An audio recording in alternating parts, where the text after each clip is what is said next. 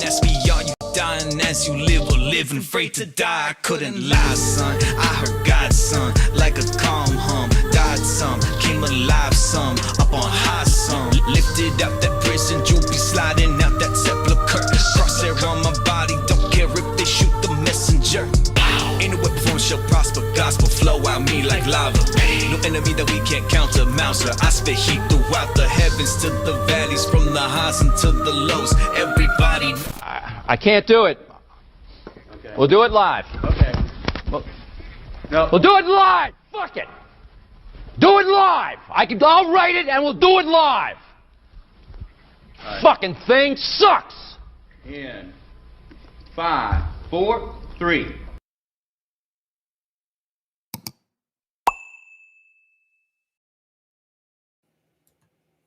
Hello, everybody. Let me say hi to the chat. Operation GCD, are you telling me that self-proclaimed Satanists have been lying to us about Charles Manson? I am. Hello, Parsons. Hello, Nemesis and Hades. So nice to see you, sister.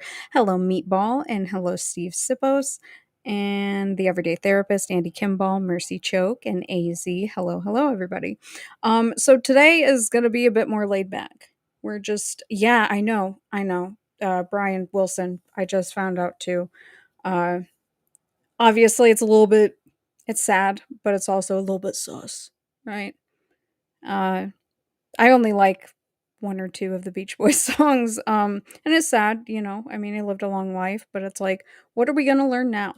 And maybe that makes me a terrible person. I don't really know. Worse things have happened to better people, and I'm talking about people calling me a terrible person. Hello, Dream Date Charlie, and hello, Wes H. and Jethro. All right, so today, what are we going to be doing? I have... Look at what somebody bought me. They bought me the book. Barry, Nicholas Shrek, Barry. Hello, Barry. We're going to read your dad's book, and I'm going to read this as long as you guys will tolerate it, or until like it gets really choppy. That's basically how we're going to do this. So let me say hi to everybody else that popped in. Zaralath, not me. Hello, Full Metal Anarchist. Joshua of None. Hello, Don Lambert. Hello, Mike 1970. Okay, I think, and hello, Soil Lodge. So nice to see you guys. All right, cool. So I'm gonna go ahead and run the clip, and then we're gonna have an afternoon of some 70s smut. Yeah. And I'm going to empathize with Barry, the child, for about 5 seconds, and then we're going to leave it at that. So, BRB.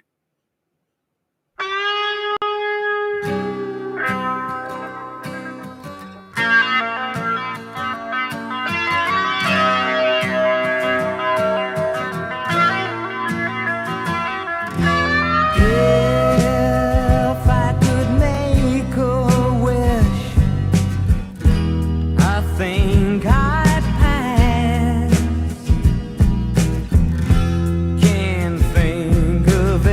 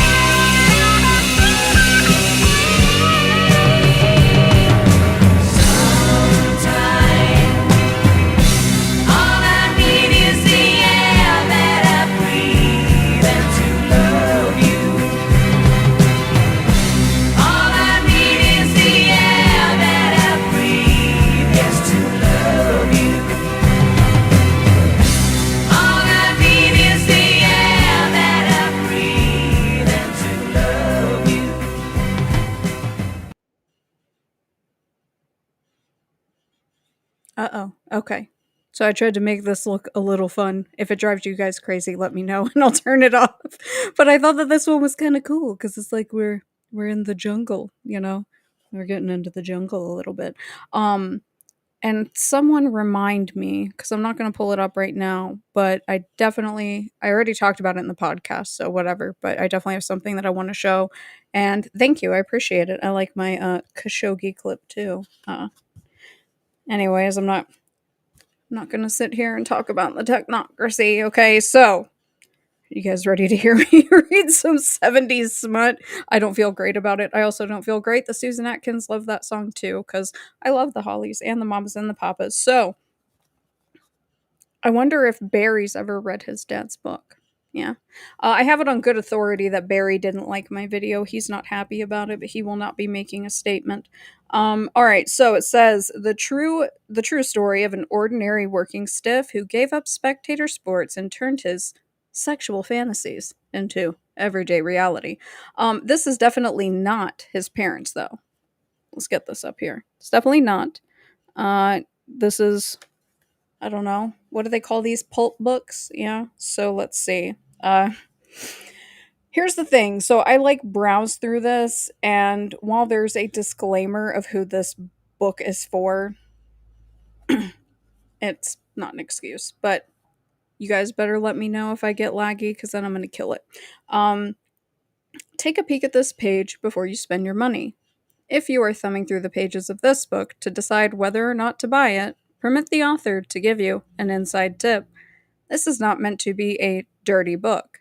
That is, unless ideas can ever be deemed dirty. You will find some new ideas in this book. If new ideas upset you, pass this book by. On the other hand, if you have the objectivity to explore a different point of view and study how it motivates some people to different types of sexual behavior, this book might be a wise investment. Because if you read it, you may graduate from dirty books and vicarious reading pleasure to the first hand pleasures of reality. An additional word. Many sex books are filled with the exploits of fantasized people performing fantasized sexual feats. The anecdotes related in this book are about real people with normal sized genitals, usual appetites, and average sexual prowess. The only thing that makes them different is that they have the guts to turn their sexual fantasies into realities, and at this point, all you need is the guts to read about them. Heed well the words of Christopher Morley. When you sell a man a book, you don't sell him just 12 ounces of paper and ink and glue. You sell him a whole new way of life. I think that is very astute. Yeah. Because I'm never going to read it, but I highly encourage people to go and look up Nick and Zena's Left Hand Path sex book. They talk about the process a lot in that book. I think it's really interesting. And the book is also extremely disgusting. So, let me wet my whistle here. This feels kind of voyeuristic, I'm not gonna lie. Yeah, I thought normal sized was weird, but whatever.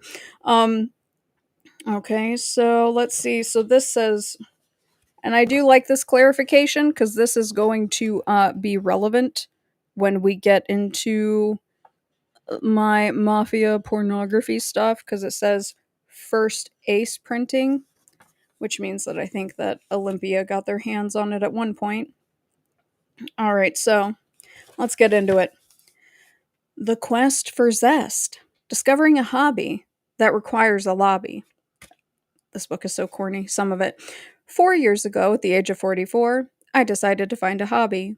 While I fully enjoyed my work as an advertising man, it was apparent that there was something extra valuable to be obtained down the inviting side roads that detoured from the grim and earnest routine of the 9 to 5, Monday through Friday world. No matter how stimulating your job, no matter how challenging your career, the repetitious pattern of daily life sometimes seems to contradict Columbus's discovery. Too often the world is indeed flat. Your dad's a flat earther, bro? That's wild. Of course, periodic vacations and a change of scene help, but usually vacations are a once-a-year event, leaving from 48 to 51 weeks of enervating ennui. What is needed is a journey into new realms, experimentation with the unknown, a sense of adventure that transcends ordinary trials and trivialities. William James said it well. Man lives by habits indeed, but what he lives for is thrills and excitement. Oh, this is so painful.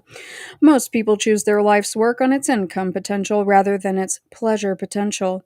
Discovery of delight, therefore, in your leisure hours might well be the difference between a richly satisfying life or the opposite. A. Edward Newton advises in his Amenities of Book Collecting: young man, get a hobby. Preferably, get two. One for indoors and one for out. Get a pair of hobby horses that can safely be ridden in opposite directions. Psychological research tends to substantiate the importance of a gratifying hobby life.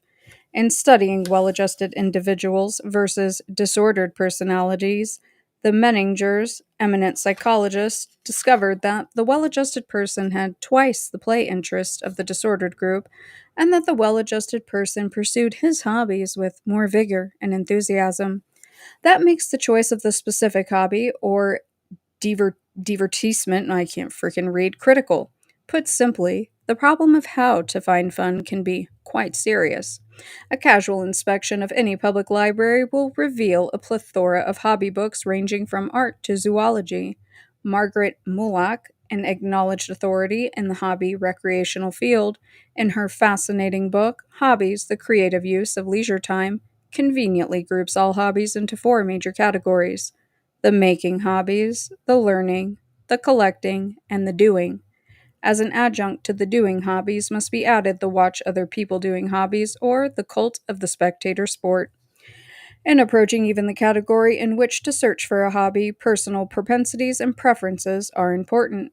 Obviously, a marked lack of manual dexterity would preclude further investigation into the making hobbies. Thus, such pursuits as arts and crafts, ceramic, and paper sculpture were swiftly eliminated from my personal consideration. The learning hobbies have much to commend them. The study of astronomy or Egyptian history, kind of particular there, bud, or mineralogy can be intellectually gratifying. But when you engage daily in a vocation that places a drain on brain power, as I do in advertising, a preferred avocation should be less taxing on the mental faculties. The collecting hobbies, be it stamps, autographs, butterflies, or first editions, seems to be rooted psychologically in a pride of possession. When that personality attribute is not well developed, collecting seems to lack fascination. As a nation, we show a tendency to favor spectator sports. The huge turnouts at professional football, baseball, or basketball games attest weakly to that inclination. But to me, at least, there is something lacking in the secondhand pleasures of what have been termed spectatoritis. Have you guys ever heard of this word, spectatoritis? I have no idea. And while certainly vicarious victories are better than none at all, participation must be rated more enjoyable than observation. This guy's making a lot of assumptions here. There has been considerable debate on whether a hobby should be primarily a personal pursuit to enable an individual to withdraw for a short time into valued solitude, or whether the superior hobbies are executed on a social level, or at least shared with another individual. For the married couple, this problem takes on heightened significance. In the course of a typical week, most couples spend comparatively few hours with each other due to the very nature of the business world. Whether the leisure hours, too, should be employed separately, or rather serve as an area that can provide man and wife with a shared experience, is a matter of personal preference. Oh, yeah, for people that are married or getting married, this is for you, yeah. But again, this is from the 70s, so we're going full bush. Many marital counselors decry the lack of shared interest in marriage. Certainly, the cliche of the Gulf widow does not strike a very constructive note in marital relationships. The problem is general. The answer must be personal. My private inclination is to favor the shared hobby, the one which offers the widest latitude for mutual and simultaneous participation by both man and wife. You guys can see where this is going. The doing hobbies include all the participation sports, such as boating, tennis, mountain climbing, and the non sport activities, such as music or reading. The virtues of the doing diversions, aside from the benefits of salutary muscular activity, provide the opportunity for individuals to widen their life roles and therefore their personalities. The mother of three is transformed into first violinist when she attends the weekly rehearsal of the local community symphony. The supermarket manager may go directly from Ham to Hamlet when he directs the church thespian society. God, Jerome, for fuck's sake, get to the point. Excuse my French. All right, as a group, the participant sports have enjoyed the greatest vogue and have attracted the most enthusiastic disciples. The popularity of golf, for example, is a phenomenon of the last 2 decades. But on close inspection, active sports, such as golf, have several inherent hobby defects. For the average person, golf is, at best, a weekend spot. Ideally, a hobby should be available to refresh the individual on a daily basis. Golf to be enjoyed at all must be played with at least a minimum measure of proficiency. Few people who cannot break 125 enjoy the game, and often they soon become hobby dropouts. I don't want to read about this anymore. I don't want to read about golf. I'm skipping through the golf, okay? Letting everybody know that. We're moving on. Let's see. Here we go. So he's talking about golf more. With all these obvious difficulties, golf, as a prime example of a doing hobby, has attracted and continues to attract millions of devotees. By the process of elimination, I arrived, personally, at a choice of doing or performing hobbies. Because the chief characteristic of most performing hobbies is that the satisfaction lies in the act itself, and there is little, if any, tangible evidence to show for the activity, I personally felt responsive. The question thus evolved: what then do I most enjoy doing? The answer came in one swift insight. I promptly chose sex as my hobby. And this is where, right here, I'm going to say, I empathize with Barry the kid for 5 seconds, okay? Because I'm sure that this was probably not healthy, okay? Just saying, probably not healthy. But that's where it ends. On mature consideration, sex seems to measure up to or surpass every standard of the ideal hobby. It is very easy to begin. You already have all the equipment you need. You can enjoy your hobby in some form 7 days a week. I've seen what you look like, Jerome. If you're still alive, I'm just saying. Come on, man. Sex knows no season, requires no special climate. Because you have much natural talent for it, little, if any, formal instruction is needed. There are no rules to learn, no special jargon to acquire. You need never search too hard or too long for a playing partner. Every human over the age of consent is eligible. Are we going to clarify about animals, bro? It is an ideal hobby in which your wife can participate, with the strong possibility that both her native skills and inclination are on a par with your own. I can't take this seriously. While I tried to write this hobby approach as objectively as possible, nevertheless, it will become immediately obvious that it reveals a predominantly male viewpoint. I have reviewed both words and ideas with my own wife, and she has contributed greatly from a woman's outlook. But still, it remains an essentially male perspective on sex as a hobby, and for that shortcoming, my apologies.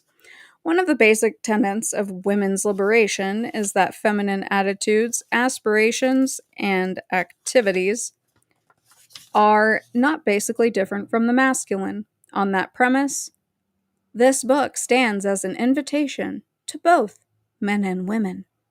If the book does not have sufficient female insights to make the invitation truly persuasive to most wives, then at least it may provide them with a better insight into one male's attitude on sexual hobbyism. If this tract fails to supply good and sufficient reason for a wife to join her husband as a full partner in this delightful diversion, perhaps you can generate suitable reasons yourself. As a loving wife, you may subscribe to sex as a hobby, perhaps for no more cogent reason than to please your husband. That simple volitional act hopefully may simultaneously yield a precious personal premium. So many P's. Who are the people that do the studies of like the repetition of letters, right? Like but. Like I just feel like he's doing that a lot in here. Plus he's an ad guy, right? So he knows how to promote stuff. After researching the libraries, nowhere could I find sex in any hobby book under any category. Still, a doing activity that has so many marks of the superior from routine, stimulation, emotional involvement, deserved its rightful status in the literature of hobbyism. Opined Sir William Osler, no man is really happy or safe without a hobby, and it makes precious little difference what that outside hobby may be.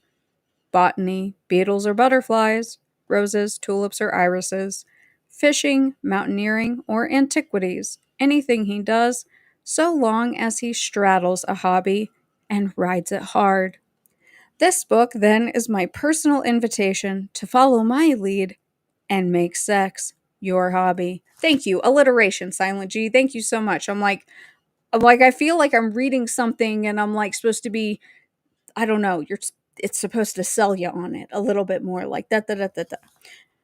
Whew, I'm gonna wet my whistle. This is gonna be a long stream. I'm gonna let this go as long as humanly possible. I'm Before I turn this off though, I'm getting to the Sadie Macy stuff because I want to read that. I'm not ignoring the chat. I'm reading as I'm running through. Yeah, native skills. Oh, what I have browsed of this, it's really graphic, really graphic. Some real crazy, words are in here. I don't. Are we going to be able to make it that far? Let's see. I think we will. Yeah, I'm gonna have to apologize for the language now, because we're gonna be getting into measurements, all kinds of stuff. So let me just get myself together here. That was enough. Such a damn mess. Don't say I never did anything for you. Just kidding. All right, so here we go. Where are you? Dang it. I don't know what your username is now. Joshua of None, I think that's what you are now. You're going to like this next chapter title, The Great Obfuscators, The Language of Sex. The four-syllable word that ends the title of this chapter is not an obscure, dirty word. Strictly defined, an obfuscator is something that makes dark or obscure, that confuses, that stands in the way of real understanding. Most of the language used in describing sex and sexual activities is obfuscatory? I've never used it that way. Obfuscation, obfuscatory. All right, I'm going to take that one. Since this vocabulary is important to our hobby kit, a few definitions are in order to ensure verbal clarity and linguistic precision. In the book Eros Denied, Sex in the Western Society, I will be reading that book because Eros, Kill Bill Sirens, the learned Wayland Young devotes 20 excellent pages to the semantics of sexual language and the socio-psychological overtones in our usage of sex words. And another delightful book entitled Sex Can Be an Art, published in 1964 by the Sherborne Press, Charles E. Cook and Eleanor Ross, the authors, devote a chapter to the problem of dirty words and dirty minds. Young, from an academic point of view, demonstrates that in most languages, but in English more than others, there are usually several words for the same thing. Oh god, are we going to sit here and go through all this crap? All right, we're moving on. He's sitting here going through all this history of language. I'm sure that your dad was a real blast at parties. Okay, so here we go. Let's skip forward here. I think I just tore part of that page. All right. Yeah, we're not reading all this. It's going to make me lose my mind. Okay, in every sphere of life, it is taken for granted that the best language is the most clear and precise, except in the area of sexual matters. Our Puritan ancestors, conditioned by the attitudes of Christianity, banished several of the senior words, subjected them to exile along with society's official disapproval of the acts or objects that these senior words so precisely described. These exiled words, because they were so meaningfully accurate, retained their vitality even in the limbo of censorship and began to take their revenge for their innocent banishment. This dude's really wordy. Thus, these words began to stray away from the things they described and crept back into the language in disguise. The bonds of meaning were loosened. The excluded words continued in popular use, but began to be used in quite a different way. The Cook-Ross book explains it by pointing out that the English language is one of the richest in the world, but that it has some severe deficiencies. They show that, particularly in America, portions of our language have been warped and distorted, so that the emotional reaction to some words have little or nothing to do with the original meaning. And here we go. Young cites a noteworthy example of such distortion to convey the distance one of these words has traveled from its original use. A lusty young farmer describes how he was walking along on a fucking fine morning with a fucking sun fucking shining away as he strolls down a little country fucking lane and meets up with this fucking lovely girl. They get into conver-fucking-sation and he proceeds to take her over a fucking gate into a fucking field and then has sexual intercourse with her. The word fuck is the senior, shortest, most precise word to describe the act of sexual genital union between man and woman. God forgive me. A word as old and basically as honest. I'm going to reread this. A word as old and basically as honest as house or love or God. It's a bold claim. There is probably no adult in the English speaking world that does not know and understand the verb to fuck. Is it really sensible to continue to honor the prejudices of our 17th century obfuscators?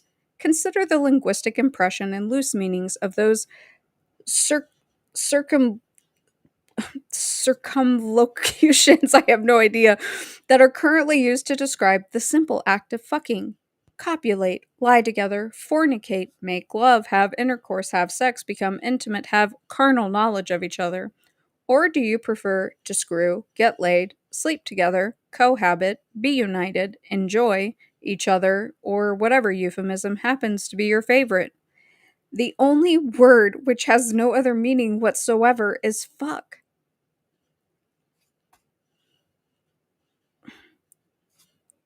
If we wish to describe the act naturally, without expressing some judgment on the act, fuck is the only word we can precisely use. Young ends by saying, therefore, that he will use the senior short sex words whenever the context calls for them in his book. Sex Can Be an Art takes a different point of view. Its authors point out, as did Young, that English was a merger of Anglo-Saxon and Latin, which was brought to England by the priest who accompanied the Norman nobles at the time of the Norman invasion. And, oh god, alright, please don't do this, go into all this crap. Let's see, medical and scientific, the sphere of sex, okay, fine. Alright, because of its origin, they explain, Latin became the language of the elite, and Anglo-Saxon, or Teutonic, remained the vulgar tongue for the uneducated. Medical and scientific language, including the sphere of sex, therefore, remained couched in Latin, apparently for the elite. Thus it happens that the well-born engage in coitus, and the common people fuck. I can't take myself seriously. This is freaking ridiculous. Oh, well, thank you. Thanks, Parsons. I appreciate that super chat. I feel dirty. All right, Hugh Hefner, in his Playboy philosophy, looks at the matter of language from another point of view. He points out that the entire English vocabulary consists of permutations and combinations of just the 26 letters that comprise our alphabet. And from these same 26 letters emanate every word, the most sacred, the most profound, the most proper, and the most inspirational words. Surely there is nothing dirty about A or L or M, N, O, and P for that matter. Hefner asks, how can inoffensive letters produce an obscene word when put together in a certain way? Take the ordinary four-letter word duck, whether it means waddling animal species or the slang expression to dodge. D is surely a model of probity as a letter. U, a little curvy, but certainly in no way offensive. C, a fine, well-designed letter form. And K, a bit convoluted, but basically straight. Duck, a perfectly fine four-letter word, but let us eliminate the D, you know where this is going, and in its place put horror of horrors in F. That same F that fronts such noble words as family, food, fortune, and famous. How is it possible to turn the perfectly acceptable word duck into a scurrilous and obscene word by simply substituting in itself inoffensive F for the equally inoffensive D? Yet slip the F into its proper slot in the word, and virtuous eyes throughout Christendom are offended by this obscenity. Obviously, Hefner points out, the taint is upon the word itself and not the innocent letters. Consider the effect of a single letter in the story of the substitute teacher who explains to her third grade class that their regular teacher is absent and she will be their instructor that day. She explains, I have a rather unusual name, and so I'd like to go over it with you so that you may remember it. My name is Miss Prussie.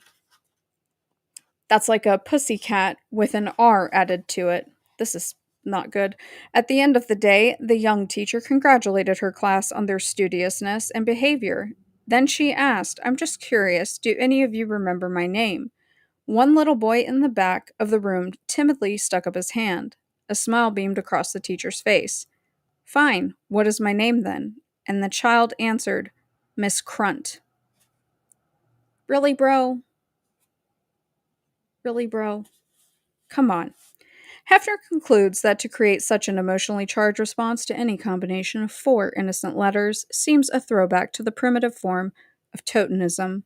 The 21st century man, conqueror of heavens, explorer of all of Earth's secrets, should be so shook as to be fearful of the bad magic of a combination of letters, should indeed make us pause and reconsider the rationality of our thinking on sexual language and the entire problem of obscenity.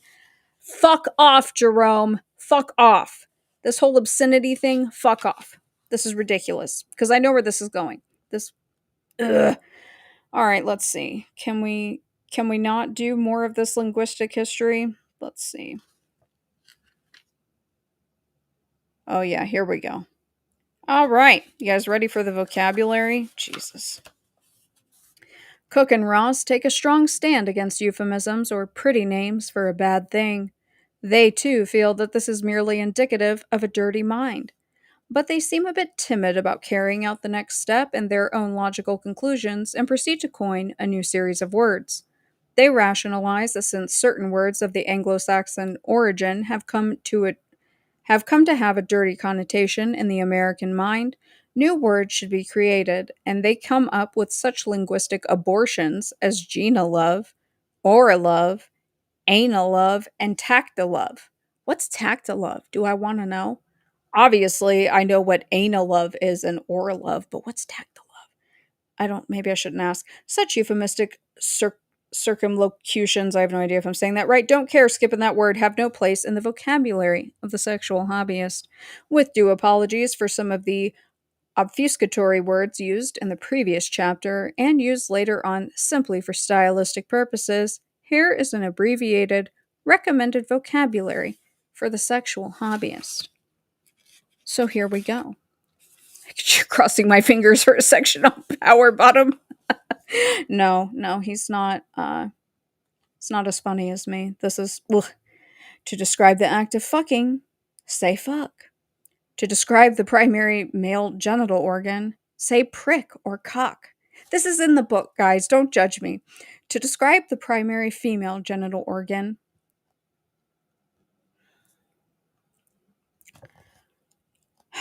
say cunt.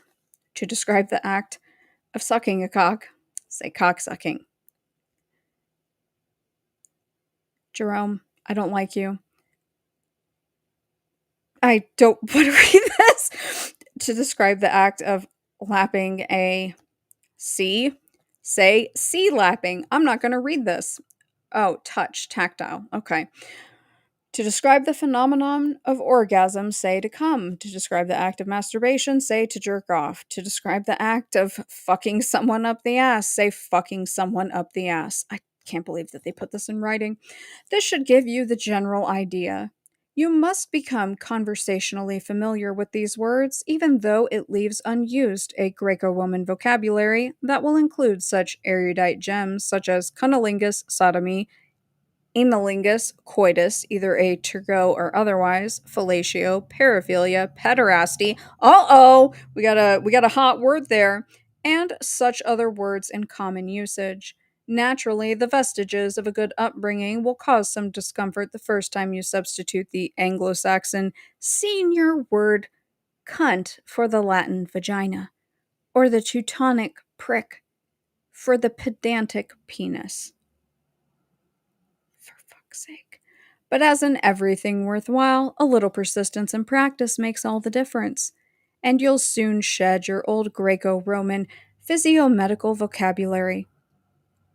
I don't want to read this sentence. Lord forgive me. This is for educational purposes only.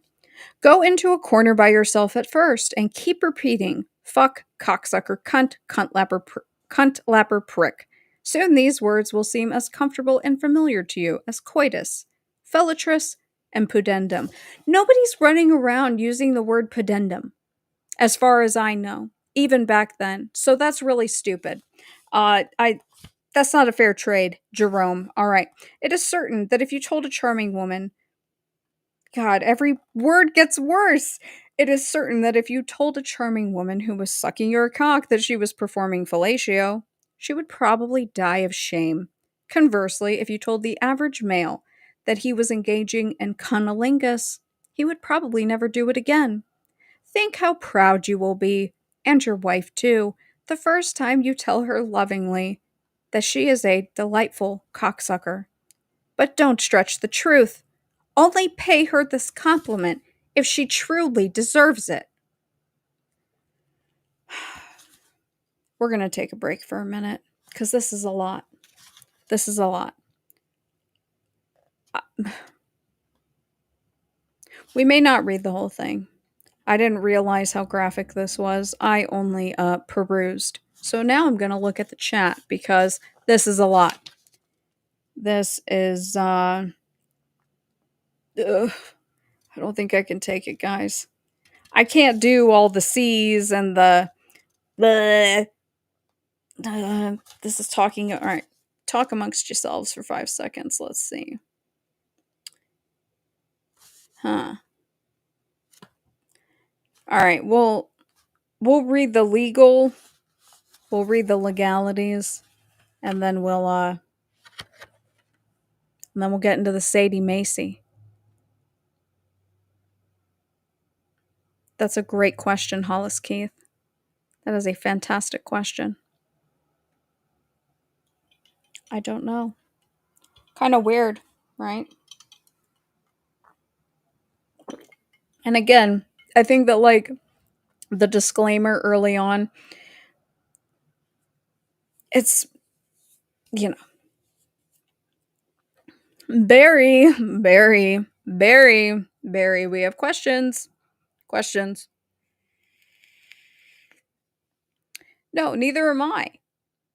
But it's like, put it in the context of the times. Bad Harriet, we are reading Nicholas Schreck's dad's 70s smut book. I'm trying to, anyway. That's what I'm trying to do. It's extremely graphic. I wasn't ready.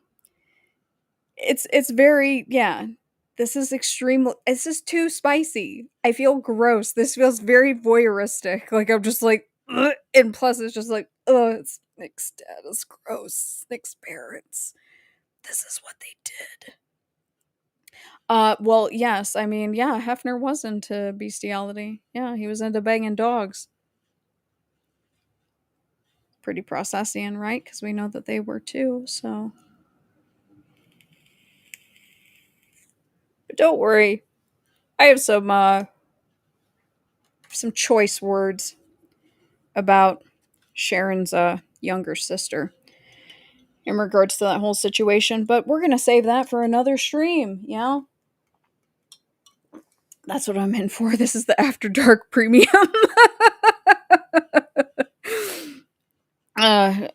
Well, let's see here. We'll show you guys that are coming in.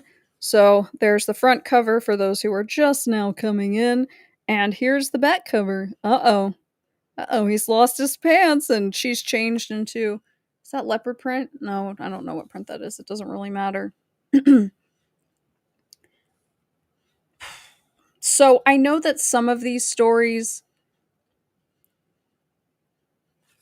are what people wrote in when he did a survey. That much I do know. So let's see. Fuck.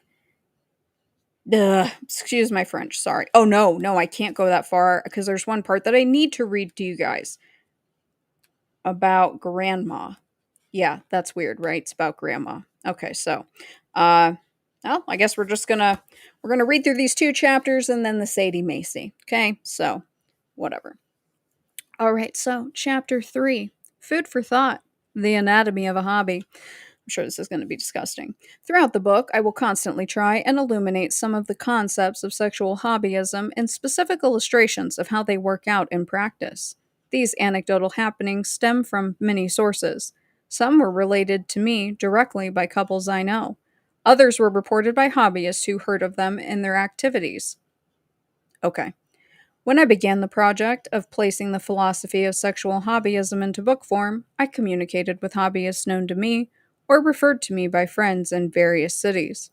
I asked them to send along to me situations, anecdotes, activities that they felt could best express hobbyism in action, to illustrate, in fact, and to complement my philosophical discussions, yeah, real philosophical, of the tenets of sexual hobbyism. And they responded beautifully. From Boston, from Atlanta, Miami, Dallas, Washington, D.C., New York, Las Vegas, Chicago, and Montreal came back material which I have included in this book. For purposes of discretion, names, cities, and incidents have been jumbled, as indeed have my own personal anecdotal contributions. But all of these reportings are taken from life.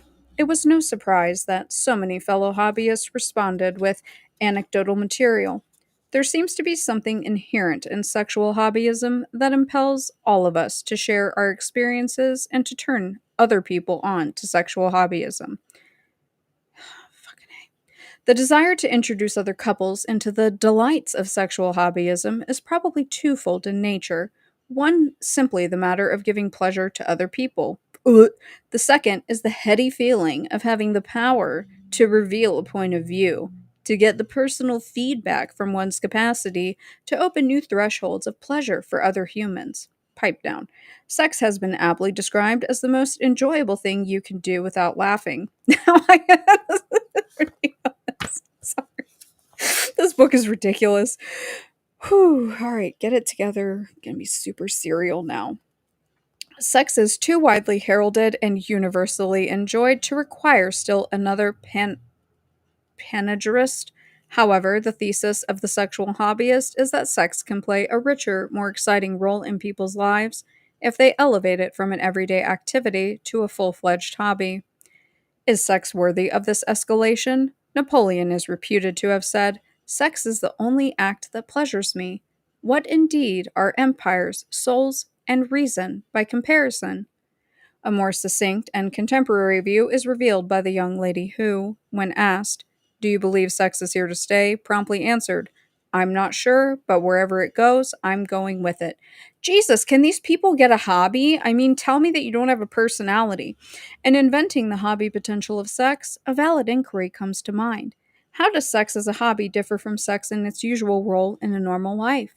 Viewed as a hobby, sex goes much further into its objectives and scope of activities than the normal sexuality of a normal marriage. Margaret Mulak, the hobby authority, supplies an interesting insight from her hobby book. There are opportunities for happiness which lie in common everyday things. This very familiarity may cause us to overlook their possibilities. Something we have done all our lives can become exciting when we see it in a different light. An analogy might help point up the difference in degree. No, it's not, Jerome, but take us on the journey. We all eat every day. Some of us eat a bit more, some a bit less. Some like food better. Others couldn't care less. Some individuals are content with hamburgers and beans every night, while others, more gourmet minded, relish caviar or crepe Suzettes. All of these attitudes and differences are well within the normal range of food as a daily function of life. But the person who has elevated food to a hobby confers still a higher status on eating. Nobody likes food hobbyists. Nobody likes food influencers. So this hasn't aged well. Um, it is not necessarily true that such a person is merely a glutton with a preoccupation for food, but rather an individual whose interest and cultivation of food is on a more intensive level. A food hobbyist may become interested in the academic aspects of food, tracing the historic and psychosociological aspects of gastronomy through the ages.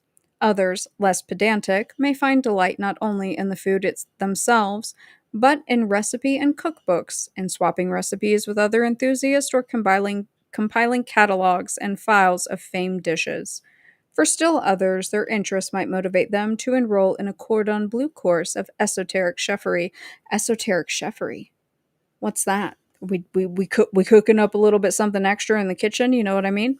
Many a food-minded couple devotes as much time as they can seeking gustatory adventures, discovering new and out-of-the-way restaurants that might afford the thrill of a new cuisine.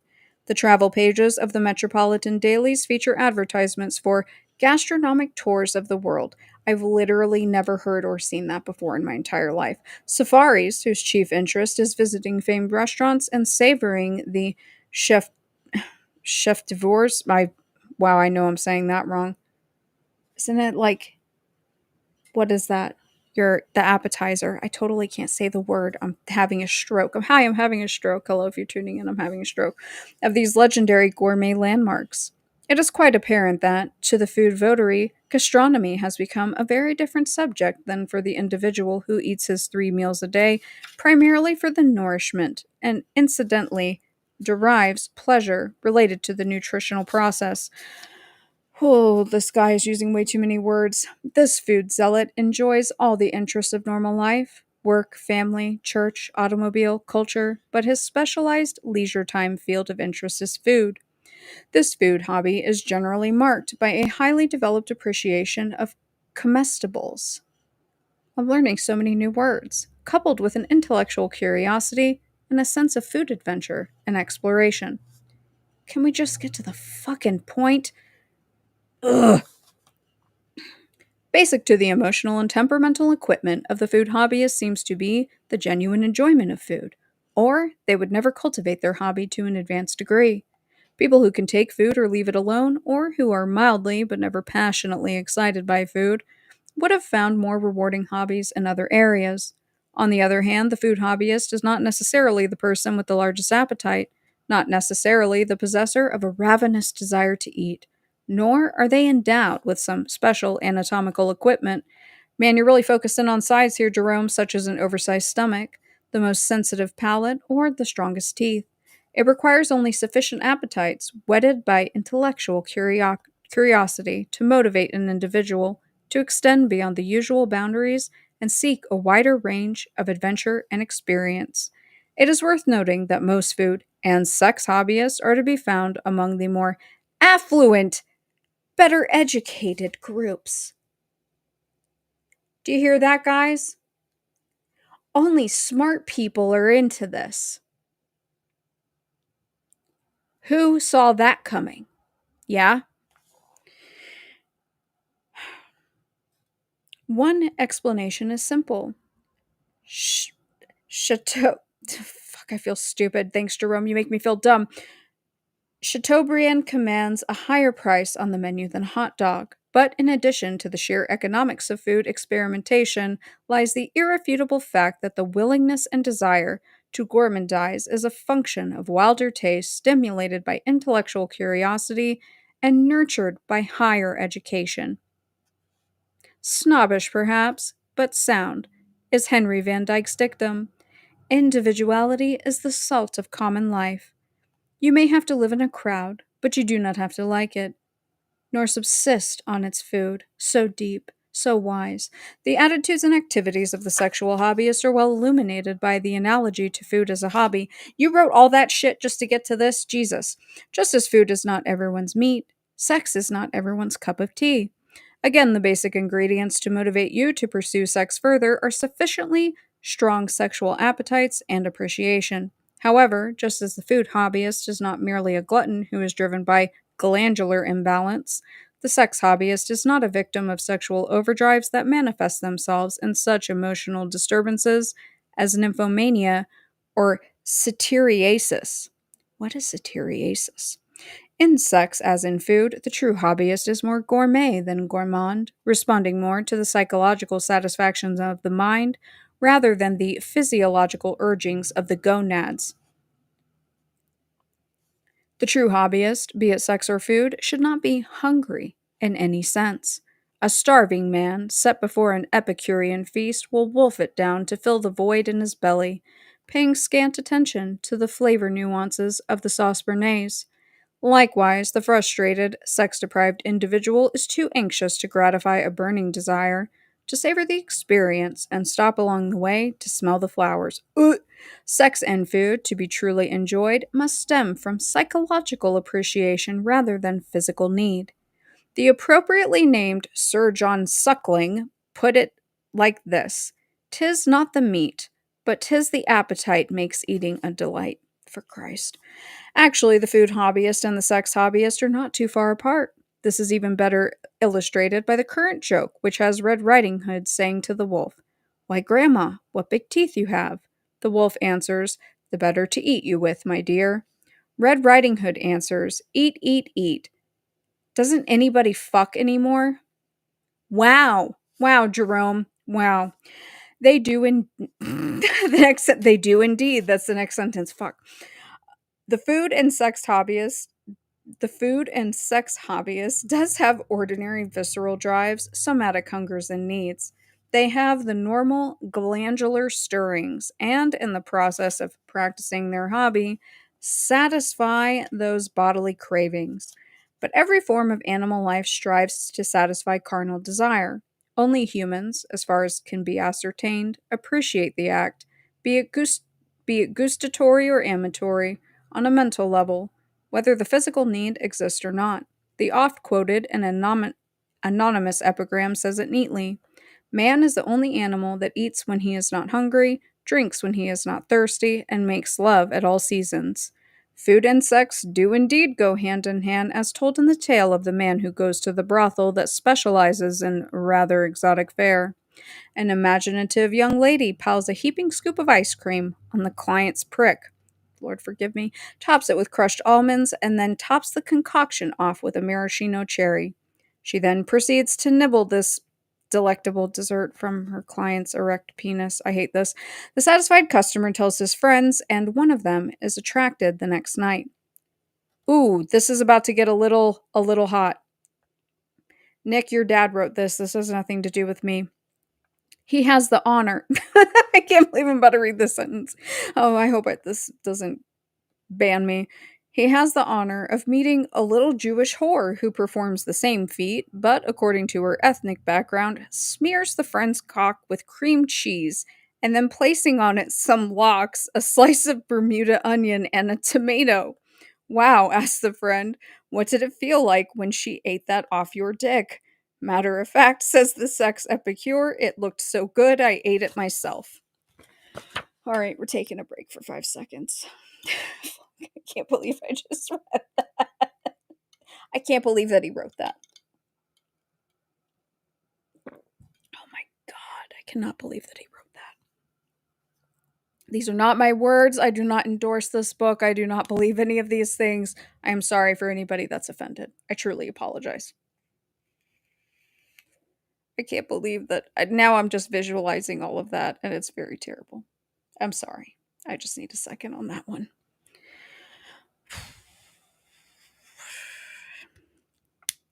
I like bagels with lox. Now I don't. Now I don't. So thanks, Jerome. Thank you. Thank you for nothing. Thank you for contributing nothing. I can't believe that I just read that out loud. I can't believe that he wrote that.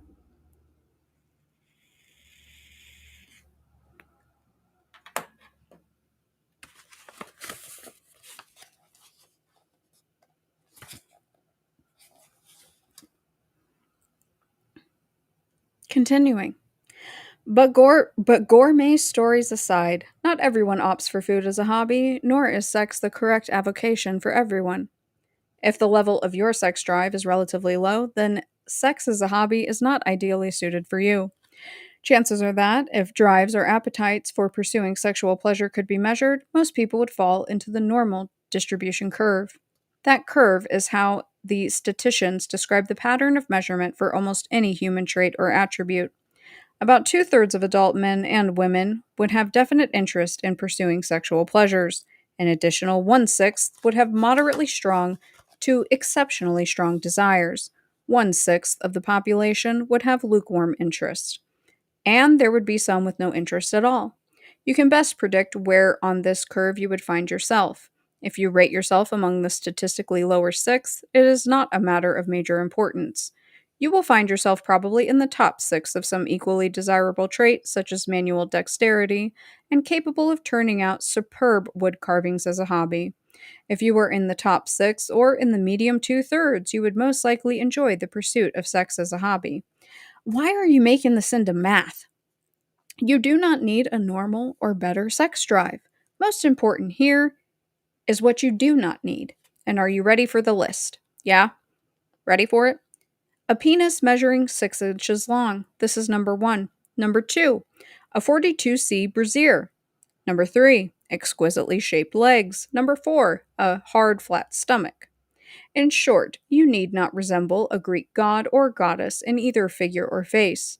So much fiction seems to establish a correlation between sexual enjoyment and physical endowment that many potential sex hobbyists have been frightened off. The rule is simple: if you are for sex, then sex is for you. It is not a specialized activity reserved for the beautiful people or for those fortunately, or unfortunately, endowed with pluperfect genitals. If your breasts are not magnificently protuberant, who cares? If anyone ever said that to me, that is not a compliment. Protuberant, don't use that word. Oh, the next sentence. Oh, God. I should have just shut up. I need to wait until I read the next sentence.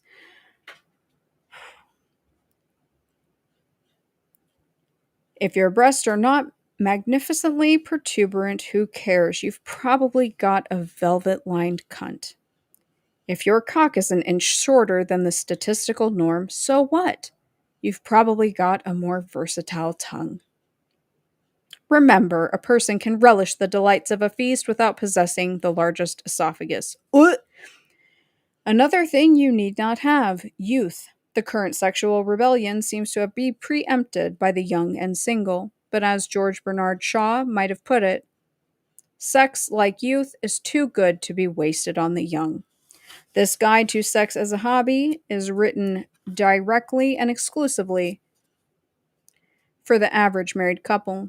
Normal, home oriented, child rearing, responsibility bearing, mortgage paying, paycheck every Friday, and supermarket every Saturday kind of people. You and your mate can be 20, 30, 40, 50, 60, or even, if you can still manage it, 70 or 80. While this is not a sex for antiquarians handbook, any physically sound and mentally vigorous couple of any age can make sex their hobby. And here's where we get into a little bit of family history. My not-so-sainted grandmother, a sexual hobbyist emeritus, once told me the tale of a pogrom in old Tsarist Russia. Pogrom was the Yiddish name for the mass rape when a legion of hard-riding Russian Cossacks would swoop down on an undefended little Jewish town and slaughter the men and ravish the women. 3 giant Cossacks stormed this little hut and ripped the clothes from the wailing mother and raped her unmercifully. A 4th assaulted the cringing, crying little 12-year-old daughter. As a 5th stretched his lustful hand towards the 70-year-old grandmother, the mother in pain and tears screamed out, "Please, not the old lady, not her too." "Listen," said the grandmother, "kindly butt out. When it's a pogrom for everybody."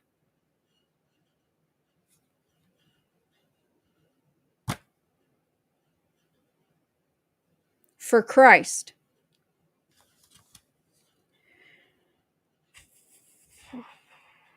Age notwithstanding, the typical married couple needs the sense of sexual adventure far more than the alienated hippie or the campus rebel. Interesting delineation there.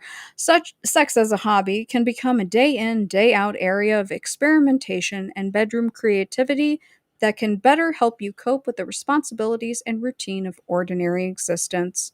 To enjoy sex as a hobby, you need not wear patch jeans or go braless. There is no need for public rebellion to be public rebellion. You can continue to wear the uniform of conventional behavior, be it a gray flannel suit or the little cotton you slip on to drive your youngsters to school. But when you shed these symbols of conformity and orthodoxy, take a leave of absence from conventional behavior until you put your clothes back on. In this way, you can take 365 well earned mini vacations a year. Do you really think that people have the stamina out here? I have a feeling that this dude's not, you know, really as well endowed, since he's all about measurements in here. Is kind of ridiculous. And I don't want to think about it. Sorry that I'm saying this about your father, Barry. Fuck. Anyways, you can make sex a haven to which you and your mate can escape for a few precious moments. Use it as a retreat from overbearing reality, and then go back prepared to cope with reality, refreshed in body and mind. If we were indeed extolling food as a hobby, you might be sufficiently attracted to say, "Sign me up. When do we begin?" But sex as a hobby in our society is subject to some pitfalls which food hobbyism avoids. There are no psychological, attitudinal, or legal reasons why a person should not pursue food as a hobby to its fullest extent. At worst, you might draw a few stares of reprimand from the Weight Watchers or the cholesterol calorie counters. But no human activity is so beset with taboos and restrictions as sex. And understandably so, since sex includes within its province the very physical act that guarantees the perpetual regeneration of the race. It has been historically subject to the regulations of three of the most powerful institutions: organized religion, traditional morality, and the law. The attitudes and activities of sex as a hobby cannot flourish within the confines placed on it by law, society, or religion. If you believe strongly in the sexual precepts of religion, the tenets of conventional sexual morality — can we be specific here, bud? And the definitions of sexual right and wrong as promulgated by law, the remainder of this book will either make you somewhat uncomfortable or even outrightly outrage you, or may even enlighten you. And yes, the sins of the fathers, I know, but bleh, come on. Come on. Dude's a freaking Mansonite, you know. It's like this is the natural conclusion. That's kind of the point of me reading this, is because literally, like, oh yeah, this all tracks. Again, my sympathies, like, I know. I always say that. You don't punish the kids for the sins of the father. I agree. I'm just saying. It's like the conventional and religious attitudes are too important in their holds on the emotions of most people to be lightly flipped aside at the flip of a page. Nor will, nor will this volume undertake a debate between the traditional concepts of sexual morality and those subscribed to by the sexual hobbyist.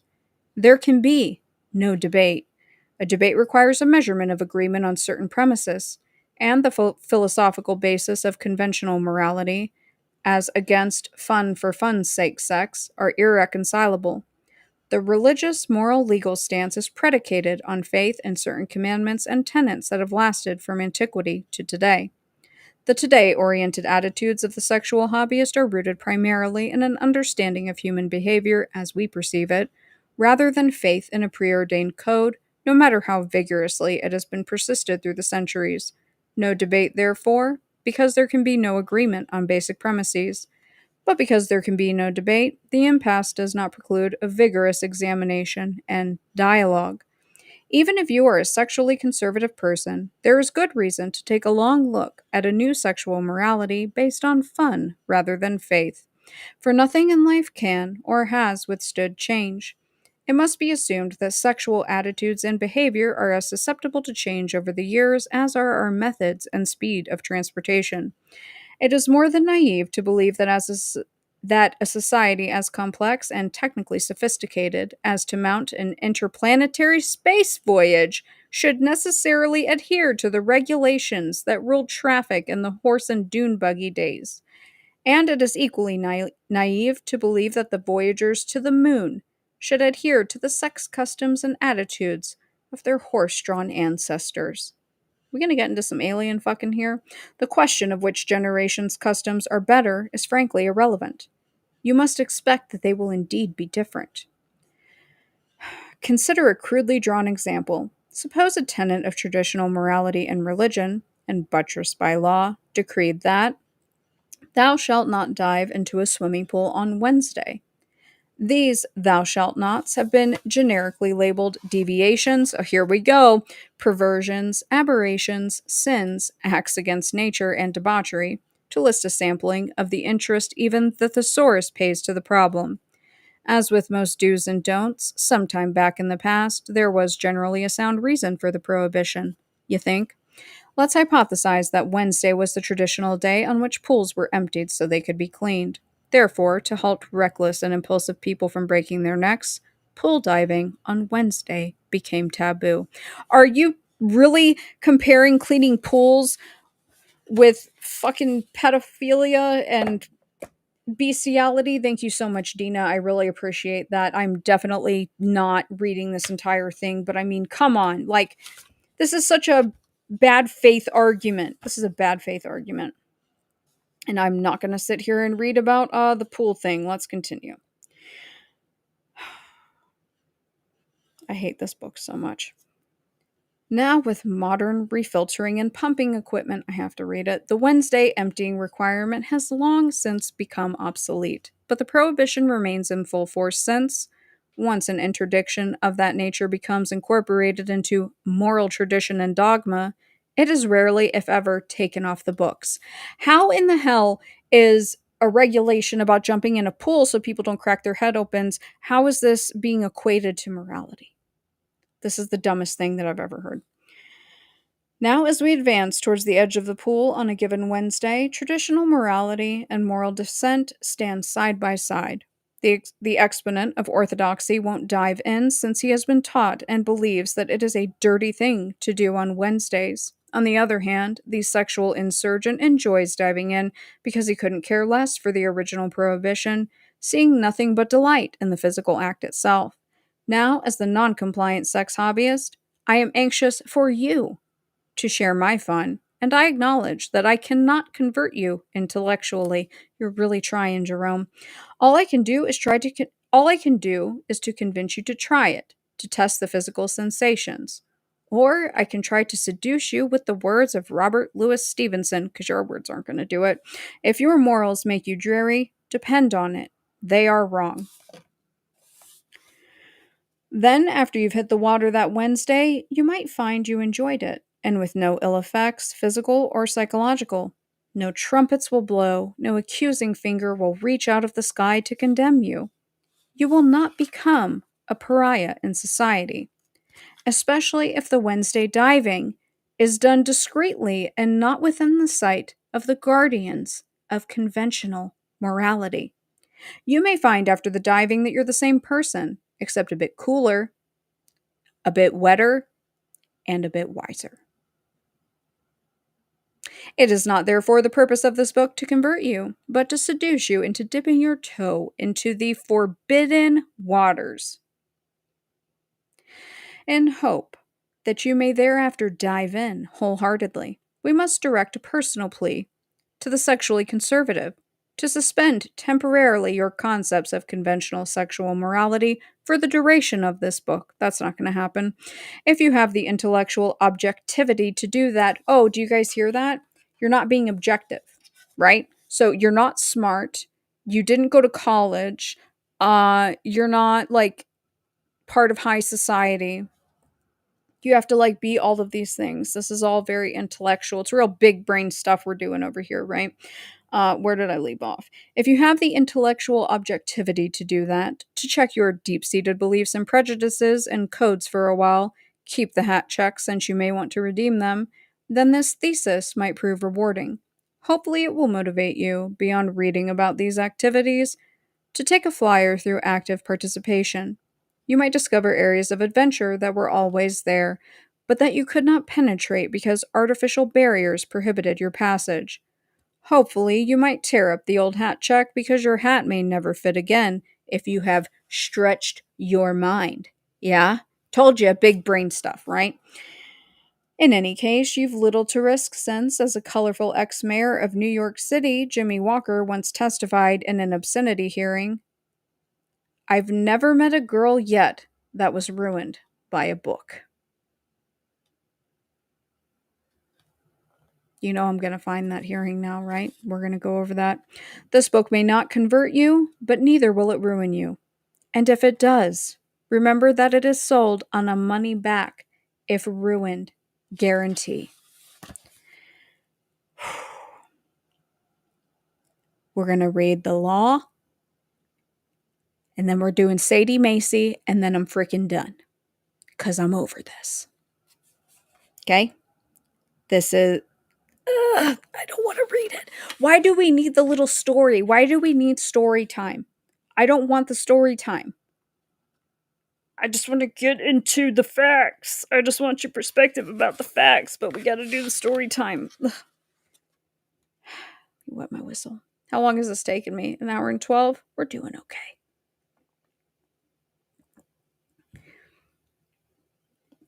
I mean, literally. They're like real big brained activity over here. Yeah, it's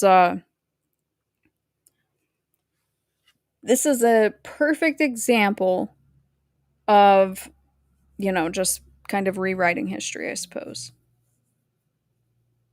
Like all this sexual freedom and liberation and rights and stuff all has a very dark history. Very dark history. Obviously, I'm going to have to go back through this on my own time. Look up some of these specifics that he has cited, including that hearing. Because it's in New York. So, everything you wanted to know but was afraid to ask. There's literally nothing that I want to know in this book. Literally nothing. It's a bit much. The fact that someone sat down and wrote this, the fact that someone sat there and wrote this with their significant other, and they're like, "Do you think this is a good idea?" "Oh, honey, it's a great idea. Hold on, let me just add a little razzle dazzle with some extra adjectives there." Yeah, it's like, wow. Yeah, people bought this. I showed it. Remember, it was a real hot thing. They were doing cruises for this book. Jared Leto accused today met a teen at an animal rights protest. Shut up, Bat Hat Harriet. Kill Bill sirens. Woo. I'm gonna look into that. I'm like low key looking at the Jared Leto thing because obviously, Lookout Mountain. I'm like, I always assumed that they were doing something really dark there. You know what I mean? But that makes it a lot worse. Jerome do be shrimpin'. He do be shrimpin', Hollis Keith. Take one more puff and then we'll get through this and then we'll get to the Sadie Macy stuff. All right. Let us continue.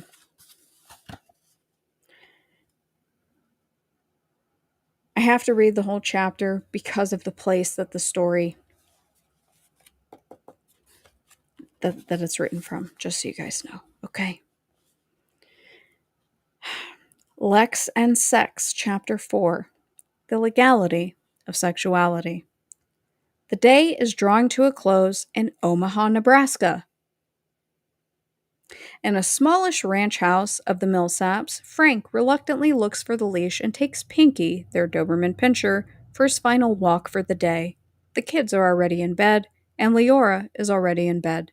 If Frank's mood at dinner tells her anything, she understands that he has had a rough day at the real estate office where he is a salesman, which means that tonight she had best leave her nightgown off because it's coming off quickly anyway. Because when Frank has a trying day, he looks forward to sex at night. And Leora, even if a little tired, is ready to please her husband and generally enjoys it herself. Sometimes Leora wishes secretly that she looked more like some of the voluptuous movie stars Frank comments about, just so she could make him a little happier. Frank comes in to break her reverie. "Did the dog go?" she asks. "Yeah," Frank answers, "shit and pissed. I'll have a medal made for her in the morning." God, I hate this. Please forgive me. Still in a foul mood, he silently strips, throwing his pants to the nearest chair, walking to the bathroom to toss his shirt and shorts into the laundry hamper. Fuck. Frank gets into bed next to Leora, and the warmth of her body next to his makes him feel a little better already. Okay, I really can't read this. Some of this is just way too much. I'm sorry. We're gonna skip over this. I can't. It's extremely graphic. Here, look. Which page is it? Yeah. Do you see that? Do you see all that nonsense? This is literally just smut.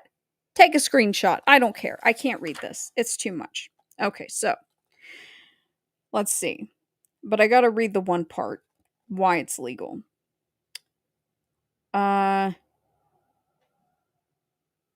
So I guess you would say that they're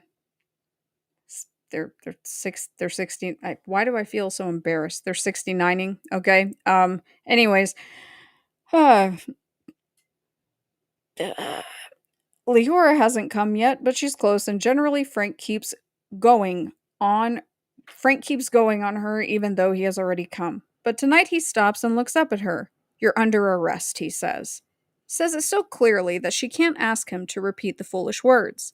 So she goes along with whatever the gag is and asks, "Why? Was I that bad?" Frank's voice is serious. "This is no joke. I'm making a citizen's arrest. In the state of Nebraska, sodomy, which is defined as an act against nature, and in this state includes oral genital relationships, is a crime. And Leora, you know how strongly I feel about law and order these days." Ha! Fantasy, of course, but nevertheless, we hope a rather dramatic insight into the fact that sexual hobbyism is even today at direct odds with existing statutes in most states of the United States. If the delights of any specific sexual act could be measured by the weight of legal sanction against it, then cocksucking surely ranks first in sexual status. In 50 states, the act of taking a male cock into her mouth by a female, and that is any female, any mouth, wifely or not, is a major crime. The penalties range from life imprisonment at hard labor in Georgia to the relatively permissive state of Ohio, which protects society against this menace by a sentence of from 1 to 20 years. Poor Leora. In Nebraska, at least at last reading, sodomy, which includes cocksucking, can get you 20 years. Why are we focusing on Omaha, Nebraska, Jerome? I have questions. For example, how can the simple and inoffensive physical act of cocksucking, why does he call it this? Why does he call it this? Be so abhorrent to traditional morality that in 50 states, if your wife went down on you tonight, you would both technically be breaking the law and liable to lengthy jail sentences. How did such a simple act involving only two grown people, in privacy, and man and wife at that, become so sinful, so perverse that society needed the weight of the law to protect itself against a deed which, on the face of it, seems not to involve society at all? Good question, but unfortunately, there is no good answer. This is proudly a government of laws, not men, the legal philosophers point out. The social scientists add the necessary footnote that men, however, make the laws. Society must believe in the law, respect it, uphold it, look to it for protection. Law has meaning and importance, serves a social good when it regulates behavior by restricting us from infringing upon the rights, property, or physical well-being of each other. The law is at its weakest when it attempts to legislate morality by defining deviations, perversions, acts against nature, and persecuting victimless crimes. The law legitimately should stand clear of sexual morality, since morals are a private rather than a public portion of our lives. Of course, it is a proper function of the law to restrain us from injuring each other. Here's some clarification. Rape, child molestation, and such infringements of the rights and bodies of non-consenting or mentally incompetent by reason of age or intellectual capacity are indeed within the proper scope of legal regulation.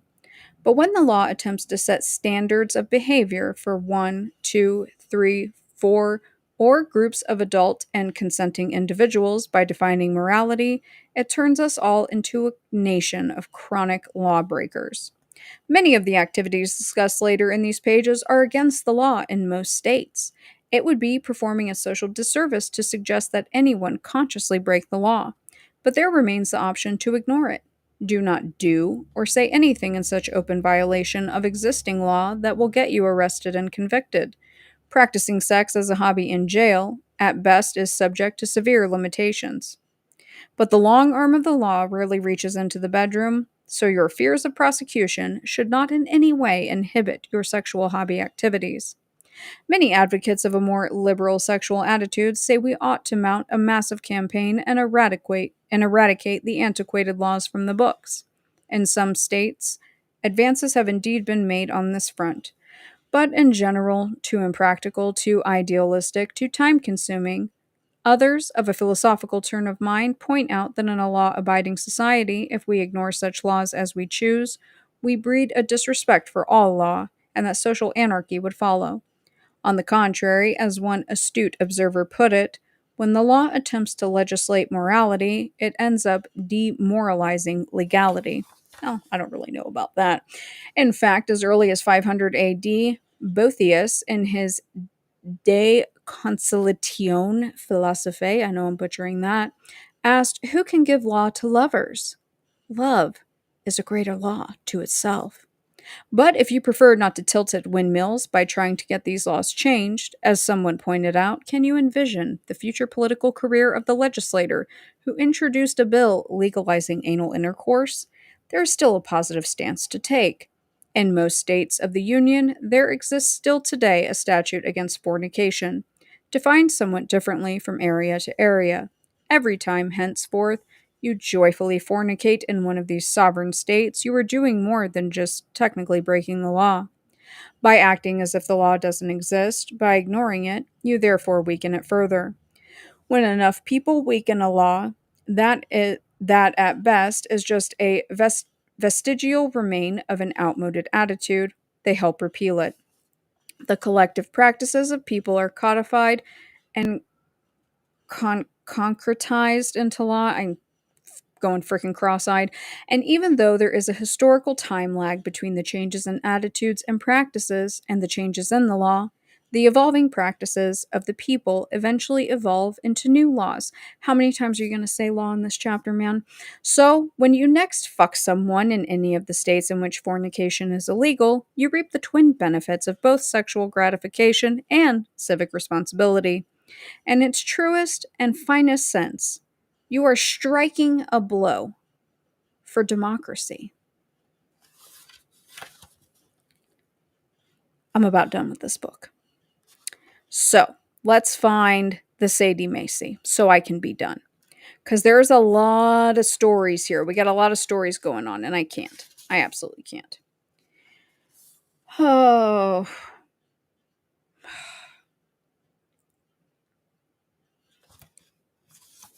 God. I need a break.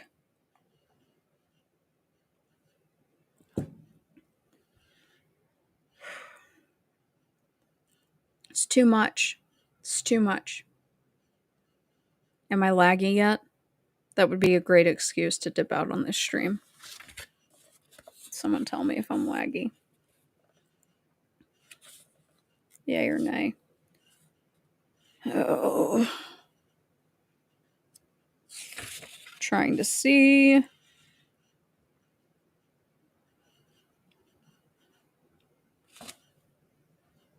I've barely put a freaking dent in the book. Yeah, it's a lot. I barely put a dent in it. You know what page I'm on? You want to know what page I'm on? I'm on page 34. Somebody should do a word count of this book. This is ridiculous. What BS in the comments? What's going on? What happened? Not lagging? Well, thanks, guys. We'll suffer through a little bit longer. Well, Dan Quirk, I'm reading from Nicholas Schreck's dad's sex book from the 70s. So this is the Mansonite Mafia activity. If you would like the history of all of this, you'd have to go back to the last stream. Because I won't be going back through all of that today. But let's see. Because I definitely want... Oh, where's the freaking Sadie Macy stuff, huh? There's too many words in this book, Jerome. Jerry, Jer Bear. Jer Bear. Does somebody call you Jer Bear if you're still alive? I'm certainly not trying to disrespect the dead, but you're a little bit wordy there, my friend. Yeah? Don't know how good PR is with all these words. Oh, yeah, he makes up these weird augmented intramarital sexuality. He calls it aims. Aims. I'm not getting into all that. I'm sorry, I can't. There's too much. There's too much in here. It's just way too much. But I absolutely want the S&M stuff. Where did Parsons go? Did Parsons tell what happened in the comments? Am I missing it? I don't know. I have no idea. Y'all talk amongst yourselves for 5 seconds. Okay, there we go. All right, let me mark. You know what? I don't like this book. I don't like this book. I appreciate the gift, but I don't like it. So we're going to do that. And let's see what we're going to do here.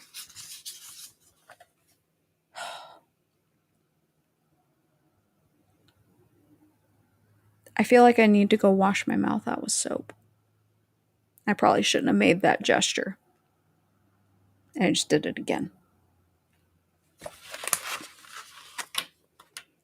Pretty sure that I should burn this book when I'm done.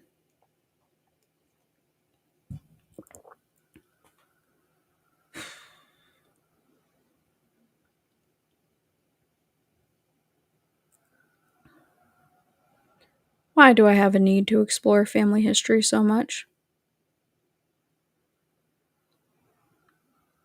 Is this my burden to bear? I've brought this upon myself. I'm questioning all of my life choices up to this point reading this book.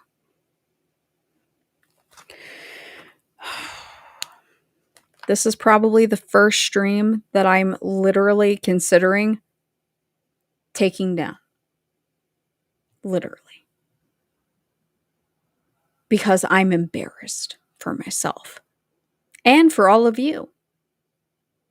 I'm going to have to do another stream. Like fast, so this isn't the only one sitting there. Like this isn't the most recent one. I don't take down any of my lives. I said what I said, right? Well, Angels Pavlov's corn dog, you're not missing out on anything, I can assure you. This is all awful. It's awful. It's the whole cream cheese and lox and onions. I feel traumatized by that. Just me personally. I don't know. I'm not going to be right in the head after this for a little while. Speech is not for you on your stream, not control. Yes. I have no idea what happened. I have no idea.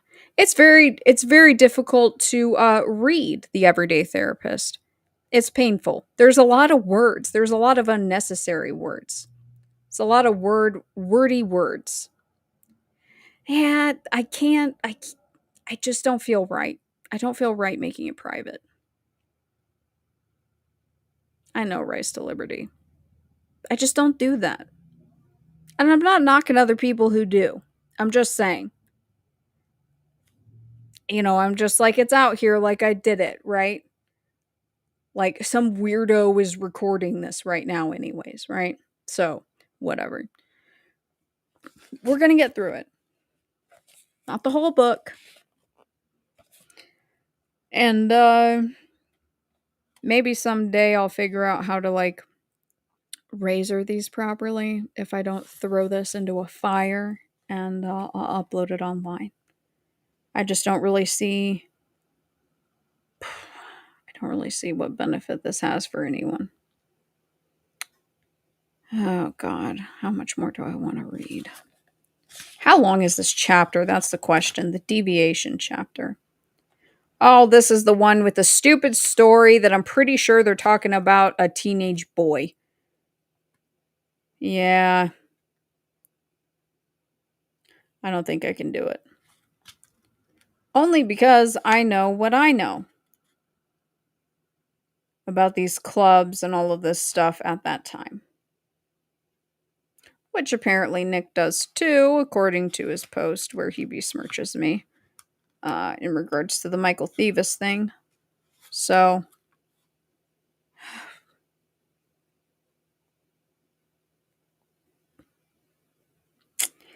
Yeah, I don't think I can do it.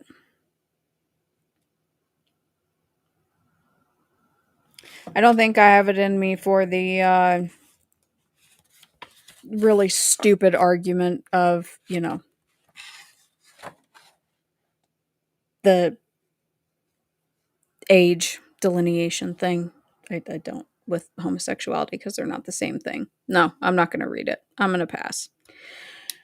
I'm not going to do it. Sorry. Sorry. I'm not sorry. Not sorry. Not going to read it. Fuck all that. It's fine. I ain't gonna make this private. I'm sure someone's gonna report it and it's gonna get taken down. That's probably what's gonna happen. His poor wife. I don't feel bad for his wife. His wife was into it. Mom was right there. You know what I mean? But we're gonna skip all that. Get myself together for the Sadie Macy. Just cause why would you choose that? Why would you call it Sadie Macy? Just makes me think of Manson. And that's just me. But it's still weird. Still fucking weird. So, here we go. Chapter 12. 12. So we're jumping from what, page 30 something to 115, everyone. Okay. An amazing gaze at Sadie Macy. Sex and the mental pleasure pain complex. The split second that oh god, this is another story. Fuck. The split second that the spinners stopped on number 2 and they read the corresponding activity, Carl acts as slave, Carl knew he was in for a rough night. But not necessarily an unenjoyable one. Oh god. One look at Julie's flushed face with a positively lascivious grin on it, and he felt instinctively that Julie was well prepared for this one, as indeed she was. I won't be, I don't want to read. I won't be a second, darling, she fairly cooed. Do people really read this and it does something for them? Just going to change into something appropriate for the evening. And there was just a nuance of cruelty that crept into her voice. Why don't you go into the living room for a few moments and relax? And think what it's going to be like to be a slave. As I waited for Julie to do whatever it was she was doing, I felt a strong undercurrent of sheer sexuality building up in me. And while this was all a game, many's the time that I fantasized myself the slave of some statuesque woman, forced to do her every wish, the dirtier the better. There was for me at least some sort of deep-seated excitement in the idea of mortification and being made to wallow in degradation. Ugh. I smiled to myself because that was what the whole spinning game was about. Given both Julie and myself the chance to let out some of the long-hidden, half-repressed fantasies, get out into the air and come to life. And just at that moment, Julie called, "Carl, come on, back to the bedroom now." Oh, fuck, Oh, I think this is multiple pages. I'm not reading. Oh no, this gets gross. Nope. Oh no. Oh no, this is really bad. Nope. I'm going to keep. Okay. Multiple pages. All of this is a story. I thought it was going to define what Sadie Macy was. Oh, this gets into pegging. Wow. This is very very forward for the time. Very forward for the time. All right. So, let's go ahead and skip through cuz I don't want to read that. Um Jesus. This is the most ridiculous sentence, though, in relation to this. I will just relate the last sentence that this person lets out in this story at their peak, so to speak. Repegging. If this be slavery, I said, did Lincoln ever make a mistake setting us free?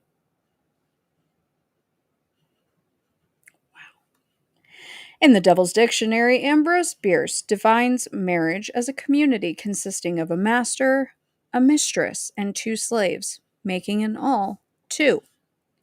All of that, 6 pages about pegging to get to this. This is what I want to know. The term dominance submission is often used to describe the play acting in which man and wife assume the roles of master on one hand, slave on the other. This symbolic sadomasochism carries with it all the erotic values of corporal, sadistic, masochistic involvement. And if the nerve endings are not actually stimulated by pain, the mind, in reacting to erotic humiliation, can serve as a powerful aphrodisiac for the masochistic leaning within us. Assuming the role of master can be as erotically arousing to the sadist within us as wielding the whip. The imagination can cut more sharply and sting the behind more smartly than any whip yet invented. That's a bold claim. These feelings, once thought to be exceptional, are now recognized to be almost universal. Really? Where's the science on that? No one can say with absolute authority why we embellish sexual pleasure by giving or receiving pain, either corporal or cerebral. But the simple fact is that we do. This guy's making a lot of assumptions here. And the sexual hobbyist recognizes and appreciates this phenomenon so that it can be made to yield erotic dividends. The question for the sexual hobbyist, understanding the strong undercurrents of the twin forces of sensual pleasure and pain. In what form and to what degree can pain be incorporated into erotic behavior? Where in the range from physical mutilation and whipping to simple but subtle psychological domination is the correct application for each individual? And the answer, as always, lies in the personal preferences of man and wife and their individual willingness to give and receive pain, be it physical or psychological. Yeah, and this came out in the 70s, yeah? The hobbyist of any intelligence or taste can extract the essence of psychic sadomasochism, which is apparent in everyone, and derive from this vital, turbulent force a sexual stimulant that basically remains on the psychological plane. Play acting a master slave relationship can be likened to a bloodless bullfight. While it might not provide the Okay, here we go. Here we go. Write this one down. While it might not provide the sanguinary satisfaction of whips and chains, it certainly strikes up a good measure of the excitement and the imagery and the pulse quickening emotional arousal. For most hobbyists, this satisfaction is enough. Sanguinary satisfactions.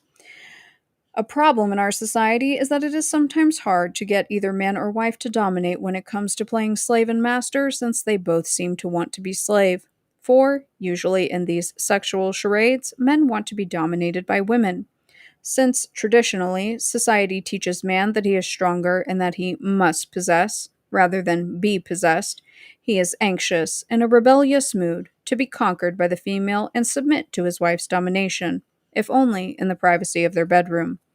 On this subject, there have been some theories compounded that all male masochists, or those who seek domination by females, are latent homosexuals. This is based on the premise that the desire for submission is a female trait. But actually, there is no definitive evidence to support the theory of inherent feminine submissiveness, except as relating to specific cultures. Certainly, in many societies other than our own, the woman plays a dominant role, and very often in animal life, the female is the superior force, socially and sexually. How to transfer dominant submission, master slave play acting from the realm of the theoretical to the practical level is simple. Oh, God.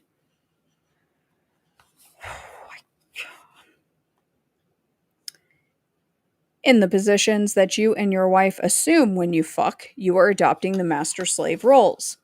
With intellectual awareness, intellectual big brain, intellectual awareness of why you are doing it, as well as what you are doing, you glean an additional sexual profit. And here we go with the nasty language. Lord, forgive me, please, for Christ. When you lap your wife's cunt, when she goes down on your cock, when you fuck her up the ass, when she licks your asshole, each of these acts provides a pleasurable physical base plus a dominance, submission, psychological bonus. Did we need all of that, Jerome? In the master-slave sex play between man and wife, there is an added enjoyment if there is an intellectual awareness of the manner in which psychological humiliation is erotically stimulating. The seemingly childish acting out of deep-seated fantasy can prove richly stimulating, especially when you are in full cognition that you are doing on a verbal and physical level what so many people dare enjoy only in their furtive fantasies. In essence, the imagination hobbyist acknowledges the sadomasochistic inclinations in most humans. Rather than shunning these as some sort of perverse abnormality, he extracts the psychological abnormal forces into avenues of heightened marital sexuality. And this way, an attenuated version of the very acts that led to the incarceration of the of a Desad. That's not right. Of No, you're missing a letter here, bud. Can be utilized for embellishing eroticism in your own bedroom. Many couples like Carl and Julie, yeah, I remember them, therefore have successfully incorporated the phenomenon of transvestism into their sexual agenda. There are men who experience sexual titillation at dressing in parts of women's clothing, usually clothing which has such sensuous feeling as panties, slips, and nylon stockings. To students of sexual behavior, this is a common occurrence. While in the past it was universally thought to be symptomatic of at least latent male homosexuality, more recent opinion tends to treat it differently. Current thinking treats it more as a special form of fetishism, which is a compulsive use of some inanimate object in attaining sexual gratification. Shoes, for example, have consistently been used as a fetish. Indeed. Oh, this is all. I don't know if I can read about this transvestite stuff with him. Please, for the love of God, I can't. I can't do it. Uh, uh, nope, nope. No, we're getting into some real weird territory here. Nope, not doing it. Sorry. Talking about those. Oh, did I boot out? Did it kick me out? Did it cancel the stream? This thing just said I got disconnected. Yeah, no, we're not doing that. I'm skipping out. Oh, this is disgusting. Jesus, this is gross. Um, Also getting into scat stuff. I just want the definition of Sadie Macy. That's all I want, Jerome. Come on. Where is it? Where's the definition? Oh, there it is. You you shut up the Ugh.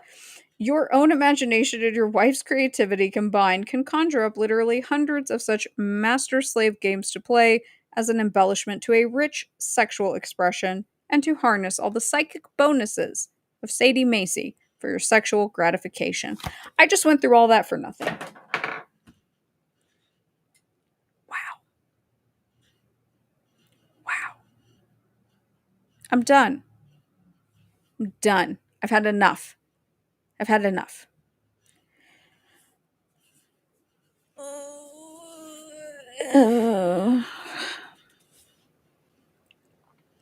I did not read that book before I started the stream. I browsed. I didn't realize that it talked about all that.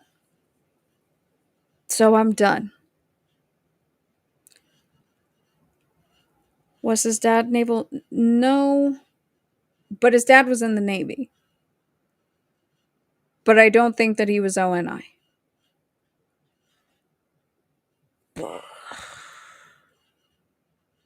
I just need a minute before I pull up the next thing. I'm done though. Oh, well, I'm sure it was. This definitely wasn't good writing. But we can see where Barry, where Barry gets his wordiness from. Yeah, we can see where that comes from. I apologize. Good night. Good night. I'm not freaking reading any more of that. That's nasty. That book is nasty. I don't. Ugh. Ugh. Go order one. Go order a copy. Go order a copy. Nicholas Shrek.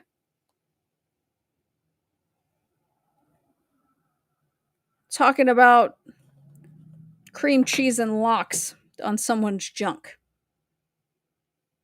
Yeah? Tell me how great I feel about that. I don't feel good. Okay. Now there's one thing that I want to show you guys. Yeah, anything goes. Well, I mean, I get that, like, people have their things, okay? I'm not here to, like, tell you what to think. I don't care what you do. Don't hurt anybody. I'm not here to have, like, fake and gay arguments about this stuff. However, literally, I'm so sorry, genocide.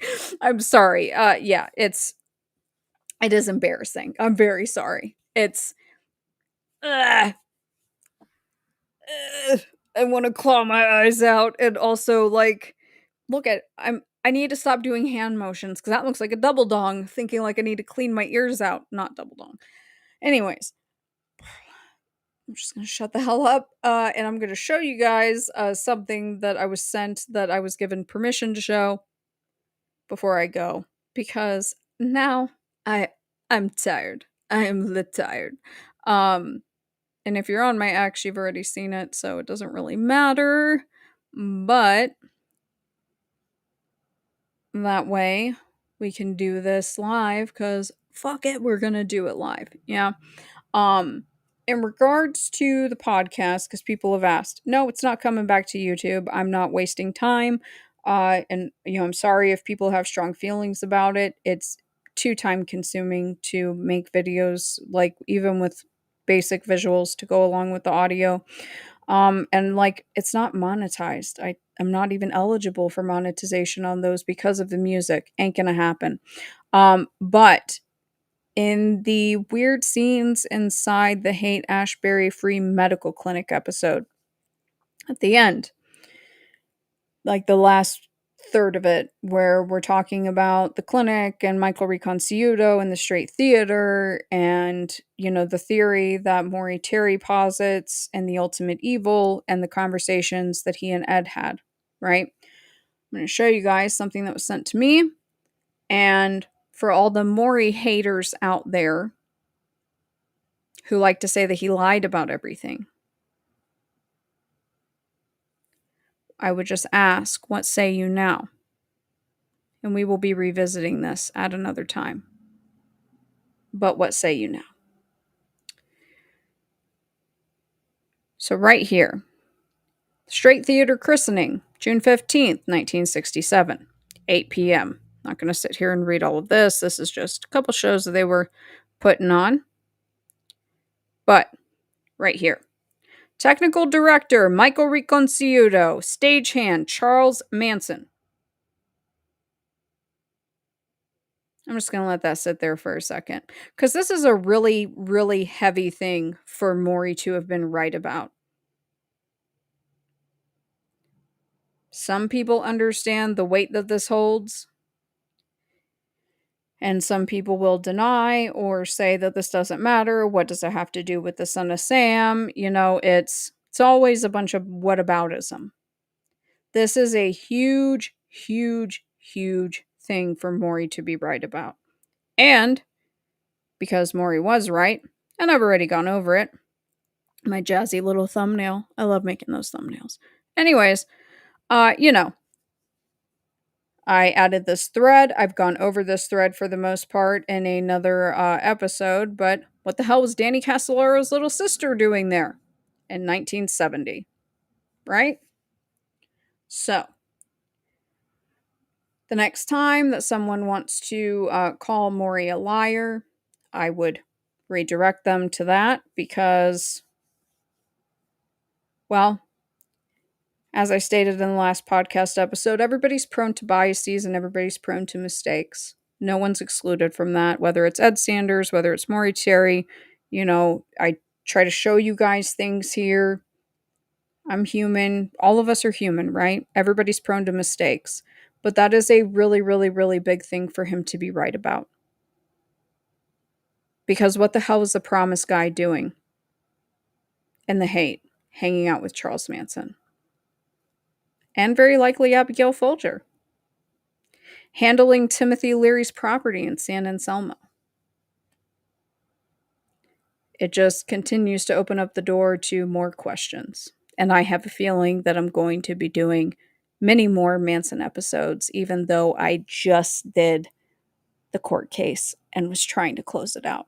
I have a feeling we're going to be hanging out in the Manson era for a little bit longer because it's a real hellscape and it never ends. But my brain is fried after reading this trash. I do not recommend it. I don't want to make more vile hand gestures where I'm double donging myself. So I'm going to leave it at that. And probably we'll set up another stream very soon. That way, this is not the last one. And if you report me, you're an asshole. Thanks, guys.